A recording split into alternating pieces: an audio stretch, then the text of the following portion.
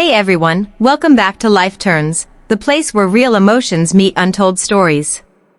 Today's story, well, it isn't easy to share. It's about family, betrayal, and the one phone call that could destroy everything. So sit back, because this story, my story, starts on a day I wish I could forget. It was supposed to be a celebration. My sister's wedding. The whole family was glowing, the music was loud, laughter filled the house. But somewhere in all that joy, I was invisible. No one noticed the empty chair beside me. No one asked if I was okay. They had decided I didn't belong. I kept telling myself maybe it was in my head, but when my sister walked past me in her wedding dress and didn't even look at me, that's when I felt it, the truth hit hard. I was no one to them. She used to be my best friend, you know? We shared secrets, cried over silly things, dreamed of getting married one day and being each other's maid of honor. But when her big day came, I wasn't even in her photos. Not one. She looked right through me, as if I didn't exist. And when I finally asked her why, she smiled, that cold kind of smile that only people who've already made up their mind can wear. "Because you're nothing," she said. Just like that.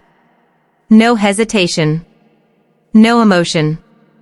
I can still hear those words in my head. You're nothing. They burned through me like fire, and I remember standing there in my old dress, surrounded by people who didn't even see my pain. My mother was busy managing guests, my father pretending everything was perfect. I stood there, broken, while the photographer took another perfect family picture. I wasn't in it, of course. I left the hall quietly. No one followed me. No one asked where I went. The night air was cold, but my heart was colder. I sat in my car, shaking, not from the weather, but from anger, from disbelief, from the ache that comes when your own family pushes you out like trash. And then, I did something I never thought I'd do. I picked up my phone and called him. The one man who could destroy it all. The one person my family feared most. He wasn't a stranger, he was part of a past they tried to bury. But I never forgot him. And I knew that if I made that call, everything would change forever. I stared at his name on my screen for almost a minute. My hands were trembling. I knew what he could do. I knew what he'd done before. But in that moment, I didn't care. They had taken everything from me, my place, my respect, my worth, and I wanted them to feel what it was like to lose something too. When he picked up, his voice was the same as I remembered, calm, deep, and dangerous. Well, he said. Didn't expect to hear from you again. I swallowed hard and whispered, they left me out. She called me nothing. He laughed quietly, that kind of laugh that chills you.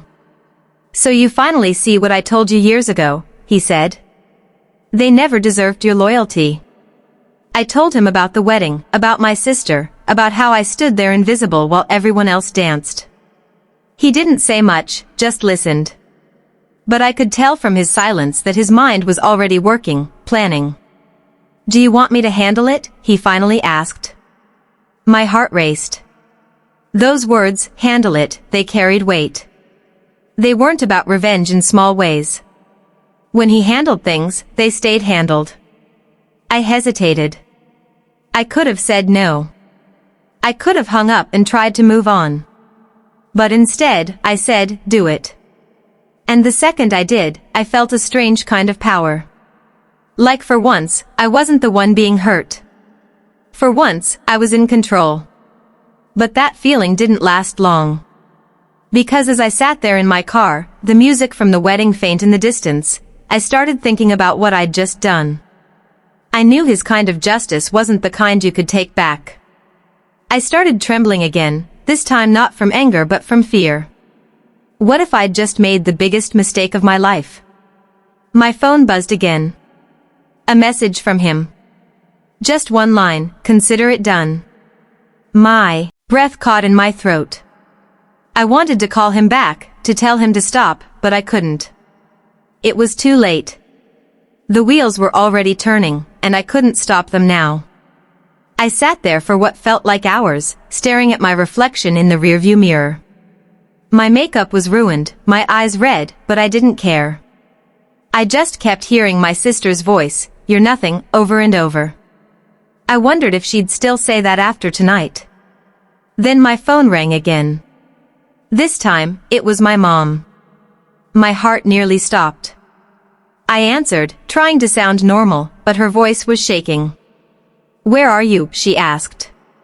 "Something's happened." My stomach dropped. I asked what, but she wouldn't say. Just told me to come back to the hall. As I drove back, my mind was racing. Had he already done something? What if he'd gone too far? I didn't know what I was walking into, and every part of me wanted to turn around, but it was too late. I had to face whatever came next.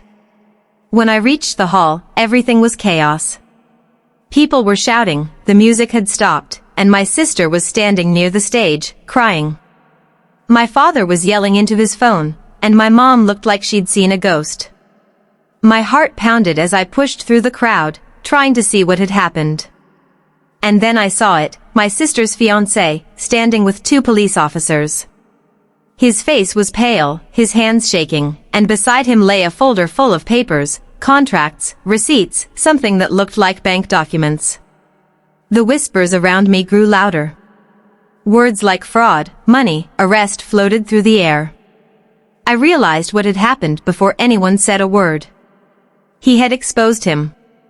Completely. And that's when my sister turned to me. Her face was streaked with tears, her eyes wide with shock. "What did you do?" she screamed. Everyone turned to look at me. In that moment, I felt every eye in that hall on me. My secret had a spotlight. And for the first time that night, I wasn't invisible anymore. But I couldn't speak. I couldn't breathe. The man who could destroy it all had done exactly that. And that's where it all began. Everyone in that hall was staring at me like I was the villain of the story. My mother's eyes were filled with confusion, my father's with anger, and my sister's with something worse, betrayal. She took a shaky step toward me, her dress brushing against the floor, the jewels in her hair trembling under the bright lights. "Tell me you didn't," she whispered, her voice breaking. But I couldn't say anything. I didn't have to. My silence said it all. The police were already questioning her fiancé. He was trying to explain, trying to deny, but the evidence was right there for transactions, hidden accounts, a name that wasn't his on company papers. Everything was falling apart. My family's perfect little picture was shattering, piece by piece, right in front of them. And in a way, I felt a strange satisfaction. The people who called me nothing were now the ones who looked powerless. But then I saw my mom crying. Real tears, the kind that come from deep pain. And suddenly, that satisfaction turned to guilt. This wasn't what I wanted, not really. I didn't want to destroy them. I just wanted them to see me, to feel what I felt. I never imagined the destruction would look like this. My sister turned to me again, her voice louder now, trembling with rage. "You did this, didn't you? You called him." Her words cut through the noise, and everyone fell silent. I looked around, uncles, aunts, cousins, all of them staring. No one said a word in my defense. They just waited. Waiting for me to confess. Waiting for me to be the villain they needed to blame. I wanted to tell her the truth, to say yes, I called him, but also that she made me feel like I was worth nothing, that I broke because she broke me first. But my voice wouldn't come out. It was like my throat had locked shut. All I could do was stand there, tears slipping down my face, while she screamed at me in front of everyone. "You've ruined my life," she yelled. "You've ruined everything." My father grabbed my arm and pulled me aside. His grip was firm, almost painful. "What did you do?" he hissed. I tried to explain, to tell him I didn't know it would go this far, but he wouldn't listen. "You've shamed us all," he said, shaking his head. "You always find a way to bring trouble, don't you?" That broke me even more. I had spent my entire life trying to make them proud, to be the daughter they could love. But no matter what I did, it was never enough. I turned to leave. There was nothing left for me there. As I walked out of the hall, I could hear the whispers, the crying, the chaos behind me. I didn't look back. The night air hit my face, cold and sharp, and for a moment, I wished I could disappear into it. My phone buzzed again. It was him. The man I'd called. "I did what you wanted," he said calmly.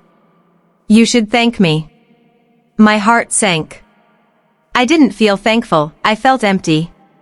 "What did you do?" I asked. He chuckled softly. "I just told the truth. They were hiding a criminal. He had debts, fake companies. Your family should be grateful I exposed him before it was too late." His words sounded like logic, but his tone was poison. I realized then that he hadn't done it for me. He'd done it to settle his own old scores. I remembered why my family feared him. Years ago, he had been close to us, a friend of my father's, almost like family. But something went wrong. Some deal, some betrayal, something no one would tell me. My father had cut him off, and he swore revenge. And now, I'd just given him the perfect way back into our lives. I hung up and threw my phone onto the seat beside me, shaking. What had I done? My sister's wedding was ruined, my family broken, and the man I'd called now had power over all of us. I had opened the door for him, and he wouldn't stop now. The next morning, my phone wouldn't stop ringing. Journalists, relatives, people I hadn't spoken to in years, everyone wanted to know what happened. My family's name was all over the news. My sister's fiancé's company had been exposed for fraud, and there were rumors that my father might be involved too. I knew none of that was true, but once rumors start, they spread like fire. I wanted to go to my mom's house, to explain, to apologize, but when I got there, she wouldn't let me in. She stood in the doorway, her face pale, her eyes swollen from crying. "Why, my child?" she asked softly. "Why would you do this?" I broke down. I told her everything, how my sister had treated me, how she called me nothing, how I just wanted to be seen. My mom listened quietly, and for a moment, I thought she might understand. But when I finished, she just shook her head. "You let your pain turn you into them," she said. "You became what you hated." That hurt more than anything. I drove home, tears blurring my vision. My phone buzzed again, messages from my sister, full of anger. "Stay away from me. From all of us," she wrote. I stared at the screen, my heart pounding, then typed back, "I never wanted this." But I didn't hit send. What was the point? She wouldn't believe me now. Days passed, and the silence grew heavier. My sister's fiancé was under investigation, her wedding officially cancelled. My father barely spoke to anyone. My mother avoided my calls. And me? I was stuck in the middle of it all, the one who started the storm and now had to live in it. One evening, I got another call from him. "They'll come to me soon," he said. "Begging for help. And I'll give it, for a price." That's when I realized his plan wasn't about exposing the truth. It was about control. He wanted to make them crawl back, and he was using me to get there. I felt sick. "Leave them alone," I told him. "It's over." But he just laughed. "You opened this door, sweetheart," he said. "You don't get to close it now." I hung up, my hands shaking. I had to stop him. But how do you stop a man who knows every secret your family ever tried to hide? I felt trapped, by guilt, by fear, by the mess I'd created. That night, I didn't sleep. I kept thinking about my sister, how much she must hate me now, how I'd destroyed her big day, her future. But beneath all that pain, there was something else, a small part of me that still loved her, that still wished things could go back to the way they were before all of this. Before the lies, before the anger, before I called him. And that's when I made my decision. If I had the power to destroy everything with one phone call, Maybe I could try to fix it with another. I stared at my phone for a long time that night. The same device that had caused so much chaos was now the only thing that could help me make it right. My hands were shaking, but I knew what I had to do. I scrolled through my contacts, my heart racing faster with every second, until I found his name again, the man who could destroy it all, and who already had. I took a deep breath and pressed call. He answered instantly, as if he'd been waiting. "Miss me already," he said, his voice dripping with mockery. I tried to sound calm, but my voice cracked. "You need to stop," I said. "You've done enough damage." He laughed, that low, cold laugh that used to send chills down my spine. "You think I did this for you," he said. "Sweetheart, you were just the key. They locked me out, remember? You opened the door." I clenched my jaw. "You're not going to hurt them anymore," I said, but he only chuckled again. "Hurt them? I haven't even started." That's when I realized he wasn't bluffing. He had more evidence, more secrets, more ways to make my family crumble. And it was all because of me. After that call, I couldn't stay still. I drove to my parents' house in the middle of the night. The lights were off, but I could see the faint glow from my mother's room. I knocked softly, half hoping she wouldn't answer, but she did. Her face looked older, more tired than I'd ever seen. "It's late," she said quietly. I didn't wait for permission. I just walked in and said, "I'm going to fix this." She didn't believe me at first. "You can't fix something that's already broken," she said. But I told her everything, about his calls, what he planned next, how I'd made the first mistake. For the first time, she listened without anger. When I finished, she sighed and sat down. "You have to tell your father," she said. "He's the only one who knows how to handle him." That terrified me. My father hadn't spoken to me properly since the wedding night. But I knew she was right. So the next morning, I waited until he came downstairs. He looked exhausted, his eyes red from sleepless nights. "Dad," I started softly, but he didn't respond. "I need to talk about him." That made him stop. He turned slowly, his expression sharp.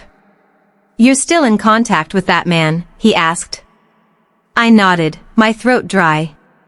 "He's the one who exposed everything," I said. "But he's planning more." For a long time, my father didn't say a word. Then he rubbed his face with his hands and muttered, "I should have known he'd use you." He sat down heavily on the couch and looked at me, his voice trembling. "You don't know what he's capable of.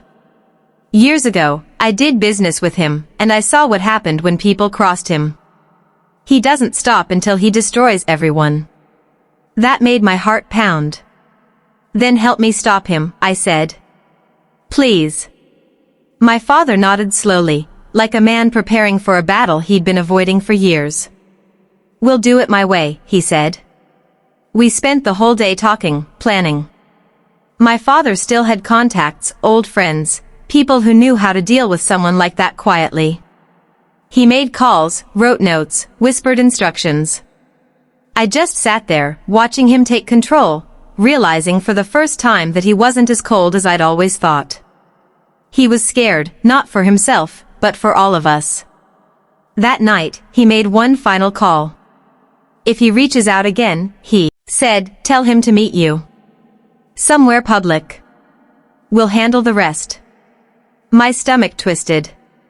"You want me to meet him?" I asked. "He trusts you," my father said. "That's our only chance." The next day, I texted him. "We need to talk." He replied almost instantly, "Finally. I was wondering when you'd realize who's really in charge." We agreed to meet at a cafe outside the city, a quiet place where no one would recognize us. I didn't tell him my father would be nearby, watching. When I arrived, he was already there, sitting by the window with that same smug grin. "You look different," he said as I sat down. "Guilt suits you." I ignored him. "You said you wanted revenge," I said quietly. "Well, you got it. Isn't that enough?" He leaned back and smiled. You think this was about revenge? No, darling. This is about justice, my kind of justice. He leaned closer, lowering his voice. Your father stole from me, he whispered. He took what was mine and left me to rot.